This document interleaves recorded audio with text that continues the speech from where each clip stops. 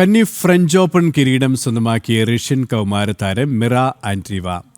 Monica സെലസിന് ശേഷം French open നേടുന്ന ഏറ്റവും പ്രായം കുറഞ്ഞ വനിതാ താരമെന്ന റെക്കോർഡും ആൻഡ്രീവയ്ക്ക് സ്വന്തം. പോളിഷ് ക്വാളിഫയർ താരം മായ കൊലാൻസ്കയുടെ അത്ഭുത കുതിപ്പിന് കണ്ണീരോടെ അന്ത്യം.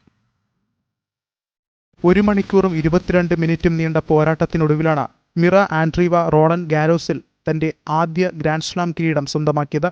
6-3, 6-2 19-കാരിയുടെ വിജയം.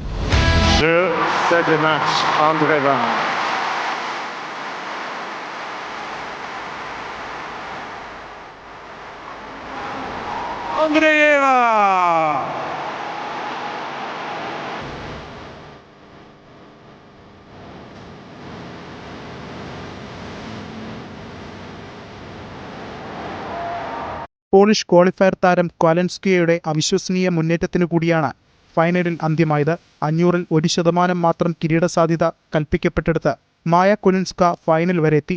ടൂർണമെന്റിലെ 8ാം സീഡായ ആൻഡ്രീവ 1992-ൽ മോണിക്ക സെലൻസിന് ശേഷം ഫ്രഞ്ച് ഓപ്പൺ നേടുന്ന ഏറ്റവും പ്രായം കുറഞ്ഞ വനിതാ താരമാണ്. 2023-ലെ മാഡ്രിഡ് ഓപ്പണിലെ തകർപ്പൻ പ്രകടനത്തോടെയാണ് ആൻഡ്രീവ ശ്രദ്ധ പിടിച്ചുപറ്റുന്നത്.